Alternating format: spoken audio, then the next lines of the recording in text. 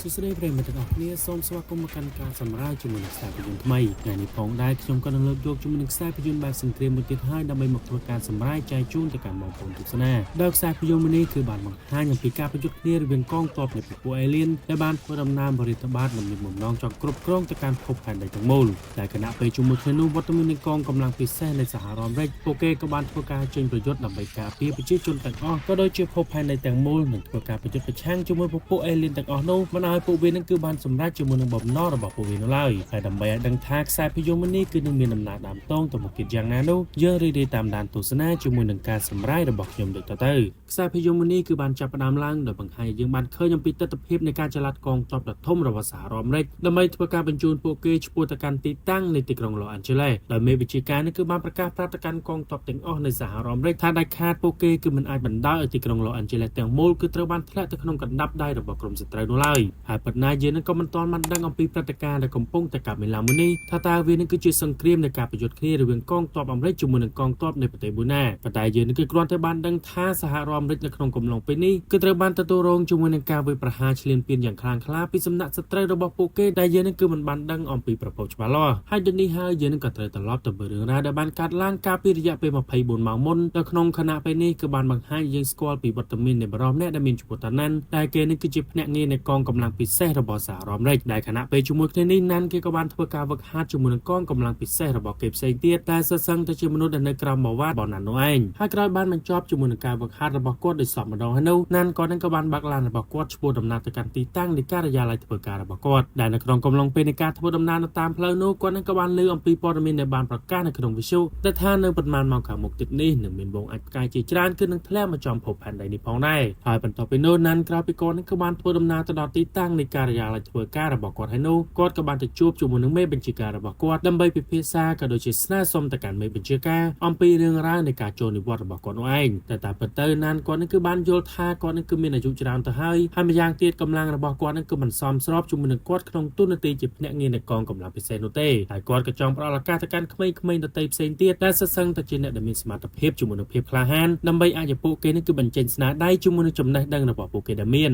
ចំណែកមេបញ្ជាការវិញក៏បានបង្ហាញជាមួយនឹងចេតនាមិនចង់ឲ្យណាននឹងធ្វើការសម្រេចចិត្តដើម្បីចូលនិវត្តន៍នោះទេក៏ព្រោះតែគាត់នឹងគឺពិតជាមានការសោកស្ដាយអំពីសមត្ថភាពរបស់ណានដែលគេនឹងគឺជាកងកម្លាំងពិសេសដ៏មានសមត្ថភាពជាមួយនឹងភាពជាអ្នកដឹកនាំម្នាក់ប៉ុន្តែដោយសារតែមិនអាចធ្វើការហាមឃាត់ទៅកាន់បំណងរបស់ណានបាននោះនៅចុងក្រោយគាត់នឹងក៏បានសម្រេចចិត្តចុះហត្ថលេខាដើម្បីយល់ព្រមឲ្យណានចូលនិវត្តន៍តាមអ្វីដែលគាត់ចង់បានដូចគ្នាហើយក្រោយបានបញ្ចប់នៅការងាររបស់ពួកគេហើយនោះភ្នាក់ងារនៃកងកម្លាំងពិសេសទាំងអស់ក៏បានទៅចូលរួមជាមួយនឹងកម្មវិធីជប់លៀងនៅក្នុងទីតាំងនៃបន្ទាយរបស់ពួកគេប៉ុន្តែនៅក្នុងខណៈពេលជាមួយគ្នានោះផងដែរពួកគេនឹងក៏បានឃើញអំពីព័ត៌មានដែលបានប្រកាសដែលថានៅក្នុងកំឡុងពេលនេះប្រជាជនដែលរស់នៅក្នុងទីក្រុង Los Angeles គឺត្រូវធ្វើការជម្លៀសដើម្បីចាក់ចែងអំពីលំនៅឋានរបស់ពួកគេជាបន្តព្រោះតែនៅក្នុងកំឡុងពេលនេះទីក្រុងទាំងមូលគឺត្រូវបានទទួលរងជាមួយនឹងការវាយប្រហារហើយរដ្ឋាភិបាលក៏កំពុងតែព្យាយាមទប់ស្កាត់ជាមួយនឹងស្ថានភាពអាក្រក់ដែលកំពុងតែកើតមានឡើងនេះដូចគ្នាហើយជាការពិតណាស់ដោយសារតែពួកគេទាំងអស់គ្នាគឺសិតសឹងតែជាភ្នាក់ងារនៃកងកម្លាំងពិសេសដូច្នេះហើយថ្នាក់ដឹកនាំនៃរដ្ឋាភិបាលក៏បានសម្រេចចិត្តដើម្បីបញ្ជូនភ្នាក់ងារនៃកងកម្លាំងពិសេសទាំងអស់ដើម្បីឆ្ពោះដំណើរទៅកាន់ទីក្រុង Los Angeles គឺនៅក្នុងគោលបំណងដើម្បីទប់ស្កាត់ជាមួយនឹងស្ថានភាពក៏ដូចជារំដោះនៅប្រជាជនទាំងអស់នៅមុនពេលដែលប្រតិបត្តិការវាយប្រហារទ្រង់ទ្រាយធំដើម្បីកំទេចទៅកាន់ទីក្រុងទាំងមូលចំណែកកងទ័ពទាំងអស់គ្នាបើទោះបីជាពួកគេនេះគឺបានទទួលជាមួយនឹងបញ្ជាយ៉ាងណាក៏ដោយប៉ុន្តែពួកគេនេះគឺមិនបានដឹងនោះឡើយថាសត្រូវរបស់ពួកគេគឺធ្វើដំណើរមកពីទីណាឬមួយក៏ជាកងទ័ពរបស់ប្រទេសណាមួយនោះឡើយហើយនៅក្នុងបេសកកម្មមួយនេះក៏មានវត្តមានរបស់ណាននឹងគឺត្រូវបានតម្រូវឲ្យចូលរួមនៅក្នុងការបំពេញនៅបេសកកម្មមួយនេះផងដែរតែនៅក្នុងកំឡុងពេលនេះគាត់នឹងគឺមិនមានទុនទីជាមេបញ្ជាការសម្រាប់ដឹកនាំនៅបេសកកម្មនោះឡើយដោយបេសកកម្មទាំងមូលគឺតម្រូវឲ្យបរិបអ្នកដែលមានឈ្មោះថា Martinez គឺជាអ្នកទទួលខុសត្រូវនឹងដឹកនាំនៅប្រតិបត្តិការទាំងមូលហើយ Martinez នេះគេនឹងគឺជាមនុស្សដែលមានសមត្ថភាពក៏ដូចជាសិស្សឆ្នើមនៅក្នុងសិក្ខាកាមទាំងអស់តែទើបតែនឹងបញ្ចប់ជាមួយនឹងការវឹកវើជាភ្នាក់ងារនៃកងកម្លាំងពិសេសនេះផងដែរហើយនៅមុនពេលដែលគេនឹងគឺចូលរួមនៅក្នុងការបំពេញនៅបេសកកម្មនៅលើកនេះគេក៏បានដឹងអំពីរឿងរ៉ាវមួយចំនួនដែលពាក់ព័ន្ធជាមួយនឹងណាន់ដែលជាអតីតនៃមេបញ្ជាការក៏ដូចជាត្រៀមចូលនិវត្តន៍នៅក្នុងកំឡុងពេលខាងមុខតែតាមពិតទៅណាន់ជាមួយនឹងសមត្ថភាពដ៏ខ្លាំងពូកែរបស់គាត់ប៉ុន្តែគាត់ក៏មានវិបត្តិសារីដែលនៅដកជាប់ជាមួយនឹងអារម្មណ៍របស់គាត់បន្ទាប់ពីគាត់នឹងគឺមិនអាចការពារអាយុជីវិតនៃកងកម្លាំងរបស់គាត់នៅក្នុងកំឡុងពេលនៃការបំពេញភារកិច្ចការពីពេលកន្លងមកហើយទាំងអស់នេះហើយក៏ជាហេតុផលដែលណាន់សម្រាប់ចិត្តចូលនិវត្តន៍យ៉ាងតក់ក្រហល់បែបនេះចំណែកខាងព័ត៌មានក៏បានធ្វើការអាប់ដេតថានៅក្នុងខណៈពេលនេះគឺមានដុំអាចផ្កាយជាច្រើនគឺបានធ្លាក់មកក្នុងតំបន់នៃឆ្នេរសមុទ្រហើយមិនតែប៉ុណ្ណោះពួកគេនឹងក៏បានថតបានអំពីសត្វចម្លែកដែលមានរូបរាងដូចជាមនុស្សដែលបានធ្វើការដេញវាយប្រហារទៅកាន់ប្រជាជននៅក្នុងតំបន់ក៏ដូចជាធ្វើការបាញ់កំទេចទៅកាន់ហេដ្ឋារចនា សម្ព័ន្ធនៅតំបន់ឆ្នេរសមុទ្រមួយទាំងមូល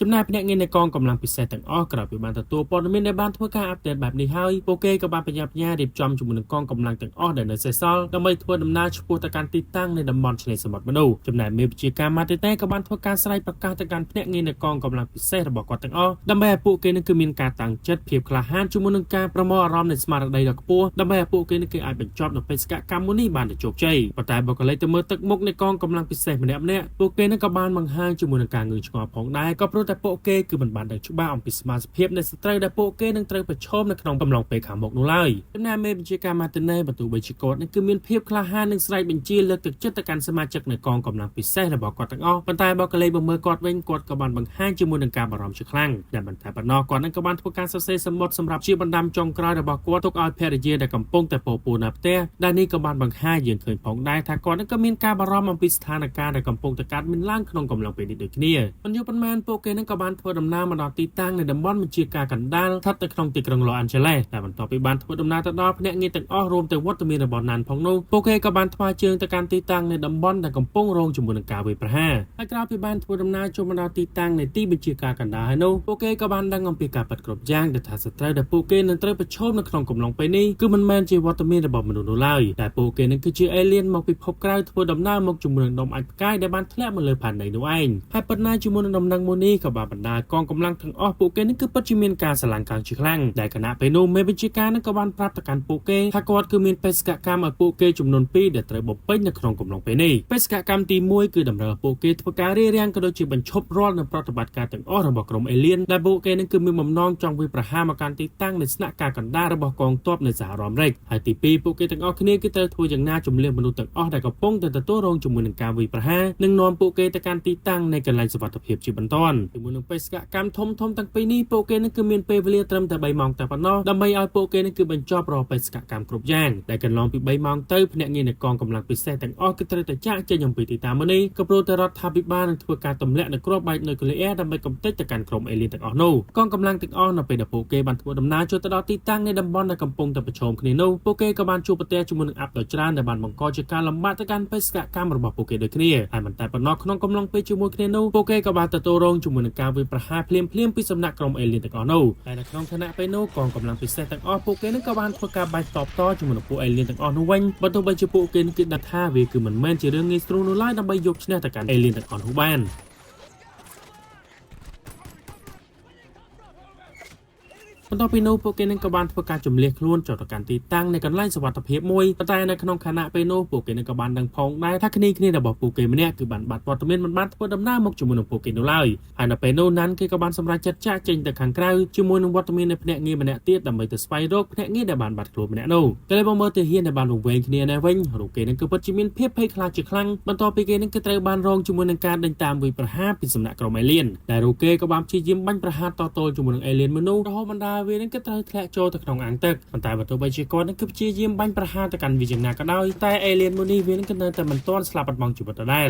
តែស្របពេលជាមួយគ្នានោះណាន់ជាមួយនឹងគ្នាម្នាក់ទៀតក៏បានធ្វើដំណើរមកទាន់និងបានជួយសង្គ្រោះទៅកាន់គាត់ក៏ដូចជាព្យាយាមក្នុងការបាញ់សម្លាប់ទៅកាន់អេលីនមនុស្សតែនៅចុងក្រោយពួកគេនឹងក៏បានធ្វើការបំផ្ទុះគ្រាប់បែកសម្លាប់អេលីនមនុស្សឲ្យងាប់បាត់ទៅក្រោយបានចាក់ចែងអំពីទីតាំងមនុស្សភ្នាក់ងារនៃកងកម្លាំងពិសេសក៏បានព្យាយាមចល័តទីរបស់ពួកគេឆ្ពោះទៅកាន់ទីតាំងនៃស្នាក់ការប៉ូលីសក្រុងជាបន្តក្នុងកំឡុងពេលនៃការធ្វើដំណើររបស់ពួកគេនោះពួកគេនឹងក៏បានទៅប្រទះគ្នាជាមួយនឹងវត្តមាននៃទាហានដែលអាកាសចំនួន3នាក់ដែលពួកគេនឹងក៏ត្រូវបានជាប់គាំងនៅក្នុងទីក្រុងមួយនេះផងដែរតែនៅពេលនោះភ្នាក់ងារ Air Force ម្នាក់ដែលមានឈ្មោះថា Elena ក៏បានប្រាប់ទៅកាន់ពួកគេថានៅក្នុងកំឡុងពេលនេះកងទ័ពនៃសហរដ្ឋអាមេរិកគឺអាចមានលទ្ធភាពនៅក្នុងការគ្រប់គ្រងក្នុងការប្រយុទ្ធដែលអាកាសបានឡើយទេហើយដល់នេះពួកគេនឹងក៏ត្រូវតែធ្វើយ៉ាងណាដើម្បីកម្ចាត់នៅពួក Alien ទាំងអស់នោះជាមួយនឹងការវាយប្រហារដ៏ថ្មើរជើងជាបន្តហើយមិនយូរប៉ុន្មានពួកគេនឹងក៏បានធ្វើដំណើរមកដល់ទីតាំងនៃស្នាក់ការប៉ូលីសបានសម្រេចប៉ុន្តែនៅពេលដែលពួកគេធ្វើដំណើរចូលទៅដល់ពួកគេនឹងក៏បានឃើញផងដែរថាប៉ូលីសទាំងអស់ដែលមានវត្តមាននៅទីនេះគឺបានស្លាប់បាត់បង់ជីវិតអស់ទៅហើយដែលនៅក្នុងខណៈពេលនោះពួកគេនឹងក៏បានទៅរកឃើញពីវត្តមាននៃក្រុមគ្រួសារមួយដែលមានសមាជិក5នាក់ឪពុកម្ដាយជាមួយនឹងកូនតូចៗរបស់ពួកគេទាំង3ដែលនៅមានសុវត្ថិភាពនិងកំពុងតែធ្វើការកិច្ចខ្លួនពីការវាយប្រហារដល់ពួកអេលីនទាំងអស់នោះ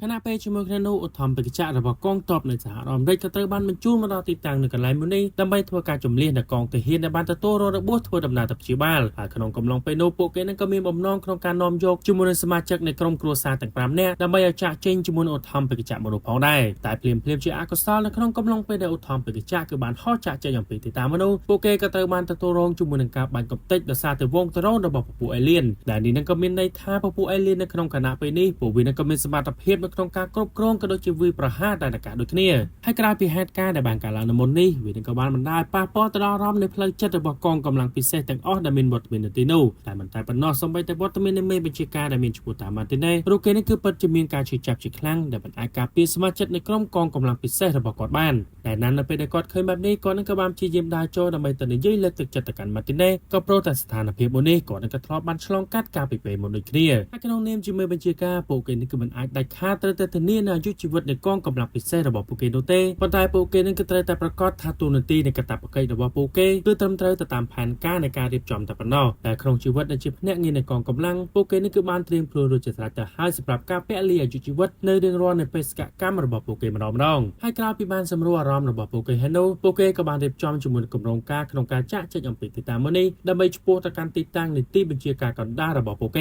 េហើយក្នុងគណៈពេលជាមួយគ្នានោះវត្តមាននៃបរិបម្នាក់ដែលមានឈ្មោះថាជូពួកគេក៏បាននាំយកកូនប្រុសរបស់គាត់ដើម្បីមកណែនាំខ្លួនជាមួយនឹងណានផងដែរបន្ទាប់ពីនោះពួកគេនឹងក៏បានដឹងអំពីគោលបំណងនៃក្រុមអេលីនទាំងអស់នឹងគឺបានធ្វើដំណើរមកកាន់ផែនដីមួយនេះក៏ព្រោះតែពួកវានឹងគឺមានបំណងក្នុងការវាយប្រហាររដ្ឋបាលទៅកាន់ផែនដីទាំងមូលក៏ដូចជាធ្វើការសម្លាប់អាយុជីវិតទាំងអស់នៅលើផែនដីមួយនេះនិងដើម្បីធ្វើការកាន់កាប់គ្រប់គ្រងផែនដីទាំងមូលពីពពួកមនុស្សនោះឯងហើយជាមួយនឹងគម្រោងការដ៏មហិមារបស់ពួកគេមួយនេះក៏បានបណ្ដាមនុស្សទាំងអស់គឺពិតជាមានការស្រឡាំងកាំងនិងមានការព្រួយបារម្ភជាខ្លាំងអំពីហេតុការណ៍ណាមួយដែលនឹងអាចកើតមានឡើងនាកំឡុងពេលខាងមុខហើយជាងនេះទៅទៀតពួកគេនឹងក៏បានរកឃើញផងដែរថាពពួកអេលីនទាំងអស់នេះពួកវានឹងគឺបានប្រើប្រាស់ទឹកដើម្បីជាកម្លាំងចលករក្នុងការចាក់ទៅកាន់យានរបស់ពួកវាទាំងអស់និងជាធម្មពលឲ្យពួកវានឹងគឺធ្វើការវាយប្រហារមកកាន់មនុស្សជាតិទាំងមូលហើយនេះនឹងក៏មានន័យថាបច្ចេកវិទ្យារបស់ពពួកអេលីនទាំងអស់នេះគឺពិតជាមិនធម្មតានោះឡើយដែលវានឹងគឺអាចបំលែងទឹកប្រើប្រាស់ជំនួសប្រេងបានហើយភ្នាក់ងារនៃកងកម្លាំងពិសេសពួកគេនឹងក៏បានកលេចតែឃើញអំពីឡានក្រុងមួយដែលនៅមិនឆ្ងាយប៉ុន្មានពីទីតាំងនៃកន្លែងលាក់ខ្លួនរបស់ពួកគេហើយពួកគេនឹងក៏មានបំណងដើម្បីទៅយកជាមួយនឹងឡានមនុស្សនៅក្នុងការជិះរថកិច្ចចេញអំពីទីតាំងនេះក៏ព្រោះតែពេលវេលាកំណត់នៃការទម្លាក់គ្រាប់បែករបស់ក្រុមរដ្ឋាភិបាលគឺនៅសេសសល់មិនដល់1ម៉ោងទៀតនោះឡើយហើយក៏ជួននៅក្នុងកំឡុងពេលនោះផងដែរពួកគេនឹងក៏បានទៅរកឃើញអំពីអេលីនមួយដែលវាមិនទាន់ងាប់បាត់បង់ជីវិតនោះទេប៉ុន្តែវានឹងគឺត្រូវបានទទួលរងរបួសយ៉ាងធ្ងន់ធ្ងរបន្ទាប់ពីការបាញ់ប្រហារតទល់ជាមួយនឹងភ្នាក់ងារនៃកងកម្លាំងពិសេសដែលណាន់នៅពេលដែលបានឃើញបែបនេះហើយគាត់នឹងក៏មានគំនិតដើម្បីយកអេលីនមនុស្សធ្វើការស្រាវជ្រាវជាបន្ទាន់ស្វែងរកជាមួយនឹងចំណុចខ្សោយរបស់វានោះឯងក៏ព្រោះតែមានតែវិធីសាស្ត្រនេះនោះទេទើបពួកគេនឹងគឺអាចមានព្រៀបនៅក្នុងសង្គ្រាមនៅលើកនេះហើយនៅពេលនោះនារីម្នាក់ដែលមានឈ្មោះថា Michelle ដែលត្រូវជាប្រពន្ធរបស់ជូនាងនឹងក៏បានស្នើសុំខ្លួនដើម្បីមកជួយនៅក្នុងការងាររបស់ពួកគេនេះផងដែរក៏ព្រោះតែនាងនឹងគឺមានបទពិសោធន៍និងចំណេះជំនាញជាគ្រូពេទ្យស្រាប់ហើយនៅក្នុងពេលនៃការវះកាត់ស្វែងរកចំណុចខ្សោយរបស់អេលីននោះពួកគេនឹងក៏បានឃើញផងដែរថាប្រភេទអេលីនមួយនេះវានឹងគឺពិតជាមានលក្ខណៈពិសេសជាខ្លាំងក៏ព្រោះតែសរីរាង្គកាយរបស់ពួកវាទាំងមូលគឺអាចប្រើប្រាស់ជាអាវុធដើម្បីវាយប្រហារតបតជាមួយនឹងពពួកមនុស្សបានហើយមិនតែប៉ុណ្ណោះពួកគេនឹងក៏បានទៅរកឃើញអំពីខួរក្បាលរបស់អេលីនមួយនេះដែលវានឹងគឺមានផ្ទុកពេញជាមួយនឹងទឹកដើម្បីប្រើប្រាស់ក្នុងការបន្តជីវិតរបស់វាក៏ដូចជាចិញ្ចឹមនៅរាងកាយរបស់វាទាំងមូលហើយស្របពេលជាមួយគ្នានោះផងដែរស្ថានភាពដែលនៅខាងក្រៅអគារនេះវិញភ្នាក់ងារនៃកងកម្លាំងពិសេសក៏បានទៅឃើញអំពីវត្តមាននៃអេលីនជាច្រើនដែលកំពុងតែសម្រុកចូលមកកាន់ទីតាំងនៃតំបន់មួយនេះនិងបានបញ្ញារាយការណ៍រឿងរ៉ាវទាំងអស់នេះប្រាប់ទៅកាន់ណានដែលបានដឹងដូចគ្នាដែលរំពេចលោកក៏ស្រាប់តែលេចវត្តមាននៃអេលីនមួយដែលវានឹងគឺអាចចូលមកកាន់ក្នុងនៃអគារមួយនេះបានសម្រេចតែនៅពេលនោះទាហានម្នាក់ក៏សុកចិត្តលះបង់អាយុជីវិតរបស់ខ្លួនដើម្បីបង្កាយគ្រាប់បែកសម្រាប់អេលីនមនុស្សដើម្បីផ្ដល់ជាឱកាសទៅកាន់គ្នារបស់គេផ្សេងទៀតបញ្ញាចាក់ចេញអំពីទីតាំងមួយនេះចំណែកណាននៅវិញគេនឹងក៏បានទៅរកឃើញអំពីចំណុចខ្សោយរបស់អេលីនទាំងនោះដែលវានឹងគឺស្ថិតនៅចំទីតាំងនៃចំណុចបេះដូងរបស់ពួកវាហើយបើសិនណាជាពួកគេនឹងគឺបាញ់ទៅចំទីតាំងនៃបេះដូងរបស់វានោះវាក៏នឹងធ្វើការសម្លាប់ទៅកាន់អេលីនទាំងនោះយ៉ាងងាយស្រួលដូចគ្នាហើយបន្ទាប់ពីបានស្រាវជ្រាវអស់ហើយនោះពួកគេទាំងអស់គ្នានឹងក៏បានបញ្ញាចាក់ចេញអំពីទីតាំងនៃអគារដើម្បីឆ្ពោះដំណើរទៅកាន់ទីតាំងនៅកន្លែងឡានក្រុងដែលបានចតទុកចោលមនុស្សហើយជាមួយគ្នានេះពេលវេលារបស់ពួកគេនឹងគឺនៅសេសសល់តែ30នាទីទៀតតែប៉ុណ្ណោះដើម្បីឲ្យពួកគេនឹងគឺចាក់ចេញអំពីទីតាំងនៅកន្លែងមួយនេះស្របពេលដែលក្រុមអេលីនទាំងអស់នោះពួកវានឹងក៏បានចាប់បានអំពីរលកសញ្ញានៃវិទ្យុតាក់ទងរបស់ក្រុមទាហានជាហេតុបណ្ដាពួកវានឹងគឺអាចស្វែងរកឃើញអំពីទីតាំងនៃកន្លែងក្រុមទាហានកំពុងតែធ្វើការគេចខ្លួ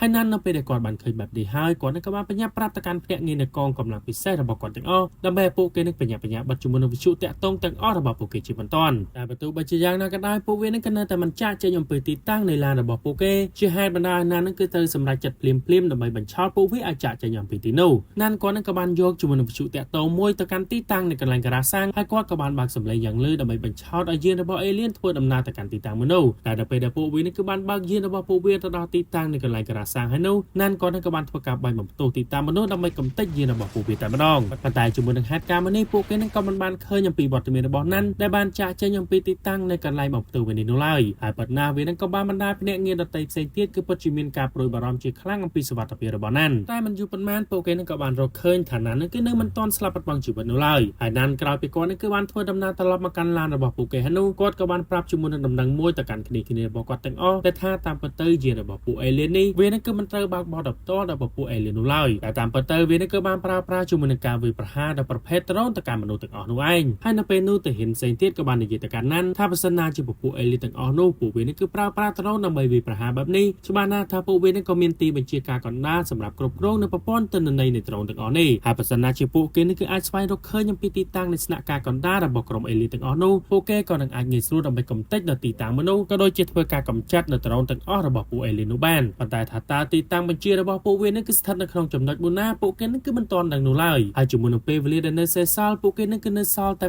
25នាទីទៀតតែប៉ុណ្ណោះដើម្បីអាចធ្វើយ៉ាងណាចាក់ចេញអំពីតំបន់ក្រហមនេះបន្ទាប់ពីនោះនៅពេលដែលពួកគេនេះគឺបានធ្វើដំណើរមកដល់ស្ពានដើម្បីចាក់ចេញអំពីទីតាំងមួយនេះពួកគេនឹងក៏បានឃើញផងដែរថាស្ពានសម្រាប់ចាក់ចេញរបស់ពួកគេនេះគឺត្រូវបានរងជាមួយនឹងការវាយប្រហារដល់ពួកអេលៀនទៅហើយវានឹងក៏បានបង្កជាឧបសគ្គជាខ្លាំងទៅកាន់ភ្នាក់ងារនៃកងកម្លាំងទាំងអស់ដើម្បីឲ្យពួកគេនេះគឺស្វែងរកជាមួយនឹងវិធីសាស្ត្រផ្សេងក្នុងការកិច្ចខ្លួនចាក់ចេញជាបន្តស្របពេលជាមួយគ្នានោះពួកអេលៀនក៏បានបាក់ការវាយប្រហារមកកាន់ក្បួនឡានរបស់ក្រុមទាហាននិងបានបណ្ដាលទាហានមួយចំនួនគឺត្រូវបានរងរបួសនិងបានស្លាប់បាត់បង់ជីវិតដូចគ្នាហើយគ្មានជំរឿននោះទេពួកគេនឹងគឺត្រូវតែចាក់ចេញអំពីឡានដើម្បីធ្វើដំណើរដោយថ្មើរជើងឆ្ពោះទៅកាន់ទីតាំងនៃតំបន់សុវត្ថិភាពរបស់ពួកគេជាបន្តស្របពេលដែលក្រុមទាហាននឹងធ្វើការបាញ់ការពារទៅកាន់មនុស្សទាំងអស់តែទុកឲ្យក្រុមគ្រួសាររបស់โจនឹងគឺចាក់ចេញអំពីទីតាំងមនុស្សមុនខណៈពេលនោះពួកគេនឹងក៏បានប្រទះឃើញអំពីមនុស្សយន្តអេលៀនមួយនេះគឺបានធ្វើដំណើរពោះមកកាន់ទីតាំងនៅកន្លែងរបស់ពួកគេតែវានេះគឺមានសន្តានដៃជើងហាក់បីដូចជាមនុស្សយន្តអញ្ចឹងដែរខណៈពេលដែលក្រុមគ្រួសាររបស់ខ្លួនកំពុងតែព្យាយាមកិច្ចចេញអំពីការវាយប្រហាររបស់ពួកអេលៀនโจគេនឹងក៏បានសម្រេចចិត្តលះបង់ខ្លួនរបស់គេដើម្បីកាន់កាំភ្លើងបាញ់ប្រហារតៗជាមួយពួកអេលៀនទាំងអស់នោះដែលនៅពេលនោះគាត់នឹងក៏បានធ្វើការបាញ់សម្លាប់ទៅកាន់អេលៀនមួយបានសម្រេចប៉ុន្តែខ្លួនគាត់ផ្ទាល់ក៏បានទទួលរងរបួសបន្ទាប់ពីការបាញ់ប្រហារដល់អេលៀនដូចគ្ន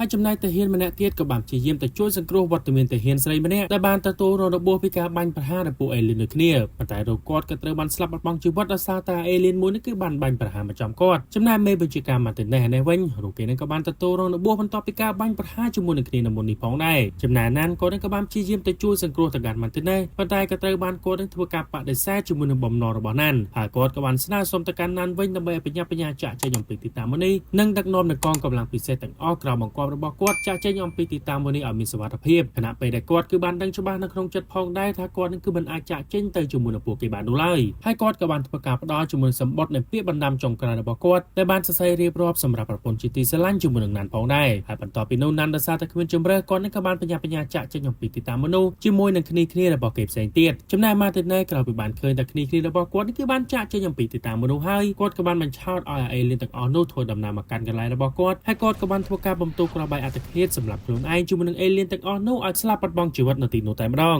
ដោយបានឃើញហេតុការណ៍មនុស្សហើយគ្នារបស់គេផ្សេងទៀតក៏បានស្ដីបន្ទោសមកកាន់ណានហើយដើម្បីបានជាគាត់នឹងមិនបានជួយសង្គ្រោះទៅកាន់វត្តមានរបស់ម៉ាទីណេសតែប៉ុន្តែណានគាត់នឹងគឺគ្មានពេលវេលាដើម្បីបកស្រាយអំពីការពិតគ្រប់យ៉ាងជាមួយនឹងពួកគេនោះឡើយនឹងបានបញ្ញាហៅពួកគេទាំងអស់គ្នាឲ្យចាក់ចេញអំពីទីនោះជាបន្តហើយដោយសារតែโจនឹងគឺបានរងរបួសបន្ទាប់ពីការបាញ់ប្រហារតទល់ជាមួយនឹងពួកអេលៀននៅមុននេះពួកគេក៏បានសម្រេចចិត្តដើម្បីជួយសង្គ្រោះទៅកាន់โจមុនតែគណៈពេលនោះពួកគេនឹងក៏បានឃើញអំពីព័ត៌មានដែលបានផ្សាយអំពីស្ថានភាពនៅខាងក្រៅនេះវិញដែលក្នុងកំឡុងពេលនេះពួកអេលីទាំងអស់គឺបានប្រើប្រាស់ជាមួយនឹងទឹកសមុទ្រយ៉ាងច្រើនមហាសាលសម្រាប់ទ្រទ្រង់ជាមួយនឹងជីវិតរបស់ពួកវាក៏ដូចជាគ្រប់គ្រងនៅរាល់ប្រតិបត្តិការរបស់ពួកវានេះផងដែរហើយវានឹងក៏បានបណ្ដាលនីវ៉ូទឹកសមុទ្រគឺចាប់ផ្ដើមស្រកជាបន្តបន្ទាប់នៅក្នុងកំឡុងពេលនោះហើយដោយសារតែបែបនេះហើយខាងក្រមរដ្ឋាភិបាលក៏បានសម្រេចចិត្តដើម្បីទម្លាក់គ្រាប់បែកនុយក្លេអ៊ែរដើម្បីធ្វើការបំទូសម្រាប់ពួកអេលីទាំងអស់នោះឲ្យខ្ទេចខ្ទីអំពីផែនដីមួយនេះហើយណានជាមួយនឹងគ្នាផ្សេងទៀតនៅពេលដែលពួកគេនេះគឺបានដឹងអំពីហេតុការណ៍ដែលនឹងត្រូវកើតឡើងក្នុងកំឡុងពេលខាងមុខពួកគេក៏បានគិតគ្នាដើម្បីស្វែងរកអំពីកន្លែងលាក់ខ្លួនក្រែងលោអាចរស់ជីវិតបន្ទាប់ពីការបំផ្ទុះនៅគ្រាប់បែកនុយក្លេអ៊ែរតែនៅពេលដែលពេលវេលាកំណត់បានជិតចូលមកដល់ពួកគេនឹងក៏មិនបានឃើញអំពីការបំផ្ទុះគ្រាប់បែករបស់ក្រុមរដ្ឋាភិបាលនោះទេហើយដោយសារតែបែបនេះហើយពួកគេនឹងក៏បានសម្រេចចិត្តដើម្បីធ្វើដំណើរជាបន្ត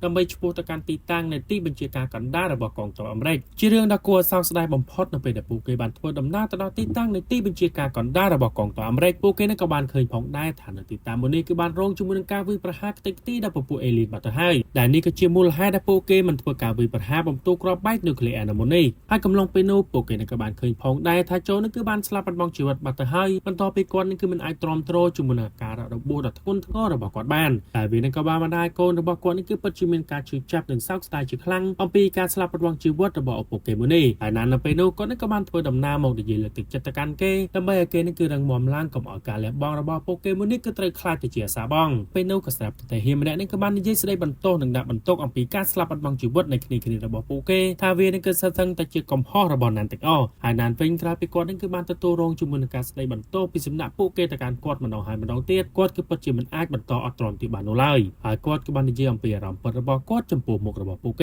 េគាត់ក៏បាននិយាយប្រាប់ទៅកាន់ពួកគេថាបើទោះបីជាគាត់នឹងគឺមានតួនាទីជាមេបញ្ជាការរបស់ពួកគេប៉ុន្តែនៅគ្រប់ប្រតិបត្តិការទាំងអស់គាត់នឹងគឺមិនមានការសោកស្ដាយនោះទេហើយពិតណាគាត់នឹងគឺពិតជាមានការឈឺចាប់បន្ទាប់ពីបានឃើញថាកូនចៅរបស់គាត់គឺបានស្លាប់បាត់បង់ជីវិតជាបន្តបន្ទាប់ក្រោមប្រតិបត្តិការនៃការបញ្ជាផ្ទាល់របស់គាត់នោះឯងប៉ុន្តែក្នុងតួនាទីជាមេបញ្ជាការគាត់គឺមិនអាចកំណត់អំពីការស្លាប់រស់របស់មនុស្សទាំងអស់បាននោះឡើយហើយគាត់គឺគ្រាន់តែប្រកាសថាបេសកកម្មរបស់ពួកគេទាំងអស់គឺនឹងត្រូវបានបញ្ចប់សម្រាប់ទៅតាមផែនការរបស់ពួកគេដែលបានរៀបចំទុកហើយបើទោះបីជាពួកគេនឹងគឺបានស្លាប់បាត់បង់ជីវិតឬក៏ពលីក្នុងបេសកកម្មរបស់ពួកគេក៏ដោយប៉ុន្តែក្នុងនាមគាត់គឺជាមេបញ្ជាការនិងជាអ្នកដឹកនាំរបស់ពួកគេគាត់គឺតែងតែចងចាំឈ្មោះរបស់ពួកគេនៅក្នុងក្រអៅបេះដូងរបស់គាត់ជានិច្ចហើយគាត់ក៏បានធ្វើការហៅឈ្មោះរបស់កងកម្លាំងទាំងអស់របស់គាត់ដែលបានស្លាប់បាត់បង់ជីវិតម្នាក់ម្ដងនៅចំពោះមុខនៃតាហ៊ាម្នាក់នោះហើយនៅពេលនោះគាត់នឹងក៏បានបន្តផងដែរថានៅក្នុងគណៈពេលនេះពួកគេនឹងគឺគួរតែស្វែងរកអំពីវិធីសាស្ត្រក៏ដូចជាធ្វើយ៉ាងណាដើម្បីអាចយកឈ្នះទៅកាន់អេលីនទាំងអស់នោះនិងចាក់ចេញអំពីទីតាំងនេះបានតែវាគឺមិនមែនជាពេលវេលាដែលសង្ស័យអំពីសមត្ថភាពការដឹកនាំនិងការដាក់កំហុសមកកាន់គាត់នោះឡើយហើយតាហ៊ាទាំងអស់ក្រោយពីបានលើកការនិយាយរបស់ណាណានោះពួកគេនឹងក៏ចាប់ផ្ដើមមានការរំជួសចិត្តជាខ្លាំងបន្ទាប់ពីនោះពួកគេនឹងក៏បានតាំងស្មារតីដើម្បីចាក់ចេញអំពីទីតាំងនេះជាមួយនឹងបេសកកម្មចុងក្រោយនៃជីវិតរបស់ពួកគេក៏ថាបានជាមួយគ្នានោះពួកគេនឹងក៏បានទៅរកឃើញពីឡានពាសដែកមួយដែលនៅគៀកជាមួយនឹងទីតាំងរបស់ពួកគេនឹងបានប្រើប្រាស់វាដើម្បីគេចខ្លួនចាក់ចេញអំពីទីតាំងនេះជាបន្ត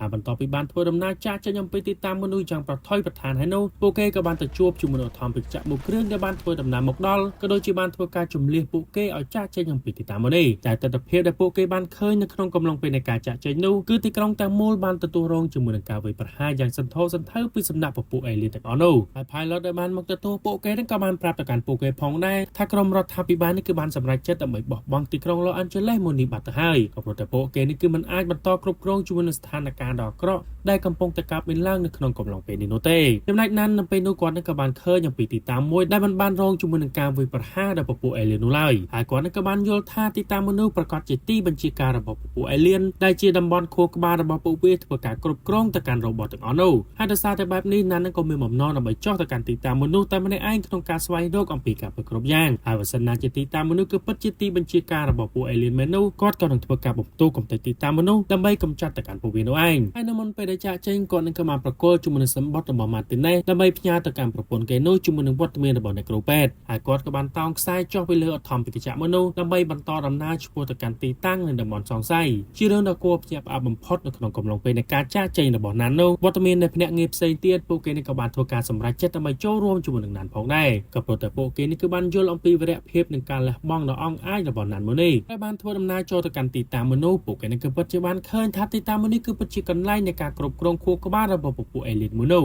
ហើយនៅពេលនោះផងដែរពួកគេនេះក៏បានទៅប្រទះគ្នាជាមួយនឹងអេលីនមួយចំនួនដែលបានធ្វើដំណើរមកទាន់និងបានបើកការបាញ់ប្រហារតទល់ជាមួយនឹងគ្នានៅក្នុងកំឡុងពេលនោះតែម្ដងបន្ទាប់មកយើងនឹងក៏បានឃើញផងដែរថាទីតាំងនៃទីបញ្ជាការកណ្ដាលរបស់ពួកអេលីនដែលជាកន្លែងខួរក្បាលគ្រប់គ្រងរបបទាំងអស់របស់ពួកវានេះវាគឺពិតជាមានទំហំដ៏ធំជាខ្លាំងប៉ុន្តែចំណុចដ៏សំខាន់និងជាខួរក្បាលនៃប្រព័ន្ធបច្ចេកវិទ្យារបស់ពួកវានោះគឺត្រូវបានដាក់ស្ថិតលើចុងដំបូលបង្អស់នៃអគារមួយនេះហើយមិនបង្អង់យូរឡើយណានជាមួយនឹងគ្នាក៏បានបញ្ញាឡើងទៅលើទីតាំងនៃកន្លែងមនុស្សដើម្បីធ្វើការកំទេចទៅកាន់ខួរក្បាលនៃប្រព័ន្ធដ្រូនបញ្ជារបស់ពួកអេលីនហើយណានក៏បានប្រាប់ឲ្យទៅហ៊ានម្នាក់ធ្វើការតាក់ទងទៅកាន់ទីបញ្ជាការកណ្ដាលនៃកងកម្លាំងកំភ្លើងធំរបស់សហរដ្ឋអាមេរិកដើម្បីផ្ដល់កូអ័រឌីនេតទៅកាន់ពួកគេបាញ់មីស៊ីលមកកាន់ទីតាំងនៃយានរបស់អេលីនហើយគាត់ក៏បានធ្វើការផ្ដល់សញ្ញាលេស៊ើអំពីទីតាំងពិតប្រាកដរបស់ពួកគេដើម្បីឲ្យទៅកាន់កងកម្លាំងមីស៊ីលរបស់សហរដ្ឋអាមេរិករកឃើញអំពីកន្លែងរបស់ពួកគេដូចគ្នាប៉ុន្តែជារឿងដ៏អកុសលនៅក្នុងកំឡុងពេលនោះទៅហ៊ានដែលបានធ្វើការផ្ដល់កូអ័រឌីនេតទៅកាន់ទីតាំងនៃកន្លែងខួរក្បាលបញ្ជារបស់ពួកអេលីនគាត់ក៏ត្រូវបានអេលីនធ្វើការបាញ់សម្លាប់គាត់ឲ្យស្លាប់បាត់បង់ជីវិតបាត់ទៅហើយក៏ព្រោះតែគាត់គឺភ្លេចខ្លួននិងបានប្រើប្រាស់ជាមួយនឹងអាយកូបដើម្បីធ្វើការទំនាក់ទំនងនោះឯង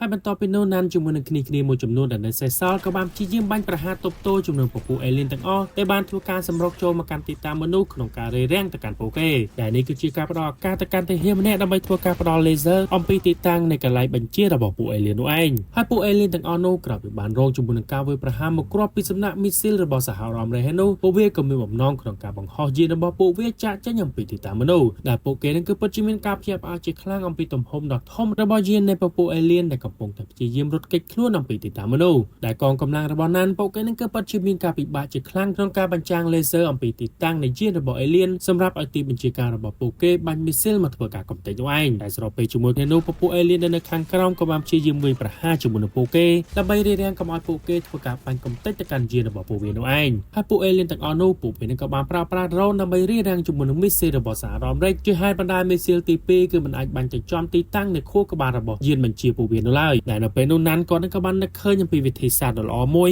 ដែលពួកគាត់ក៏បានប្រើប្រាស់ជាមួយនឹងគ្រាប់ RPG ដើម្បីបាញ់កំទេចទៅកាន់យានមនុស្សស្របពេលដែលគ្រាប់មីស៊ីលទី3របស់ពួកគេហោះមកកាន់ទីតាំងនៃយានមនុស្សផងដែរតែនៅទីបំផុតគ្រាប់មីស៊ីលទី3របស់ពួកគេក៏បានធ្វើការបាញ់ទៅចំទីតាំងនៃខួរក្បាលរបស់យានដ៏ធំមួយនោះនិងបានធ្វើការកំទេចវាឲ្យខ្ទេចខ្ទីនៅក្នុងទីតាំងមនុស្សបានសម្រេចដោយជោគជ័យហើយចំណែកដ្រូនរបស់ពួក alien ទាំងអស់ក៏បានធ្លាក់មកលើដីជាបន្តបន្ទាប់ក៏ដូចជាបានផ្ទុះឆេះខ្ទេចខ្ទីដូចគ្នាហើយដោយសារតែប្រព័ន្ធខួរក្បាលរបស់ពួកវាត្រូវបានរងជាមួយនឹងការបំផ្លាញបែបនេះពួក alien ទាំងអស់ដែលនៅលើដីក៏បានព្យាយាមរត់ចាក់ចេញអំពីទីតាំងមនុស្សនិងមិនធ្វើការបាញ់ប្រហារតទល់ជាមួយនឹងក្រុមរបស់ណានទៀតនោះឡើយហើយបន្ទាប់ពីនោះមិនយូរប៉ុន្មានវត្តមាននៃកងកម្លាំងសង្គ្រោះរបស់ពួកគេក៏បានធ្វើដំណើរមកដល់និងបានជម្លៀសមនុស្សទាំងអស់រួមទាំងវត្តមានរបស់ណានចាក់ចេញអំពីទីតាំងមនុស្សហើយណាននៅពេលដែលគាត់ធ្វើដំណើរទៅដល់មូលដ្ឋានកងទ័ពរបស់ពួកគេហើយនោះគាត់ក៏បានសម្រេចចិត្តមិនធ្វើការសម្រាកនោះឡើយនិងបានបន្តដំណើរនៅបេសកកម្មរបស់ពួកគេជាបន្តស្របពេលដែលទាហានផ្សេងទៀតនៅពេលដែលបានឃើញអំពីការតាំងចិត្តនិងវីរភាពដ៏អង់អាចរបស់ណានហើយនោះពួកគេក៏បានសម្រេចចិត្តធ្វើដំណើរចាក់ចេញជាបន្តជាមួយនឹងណានដូចគ្នា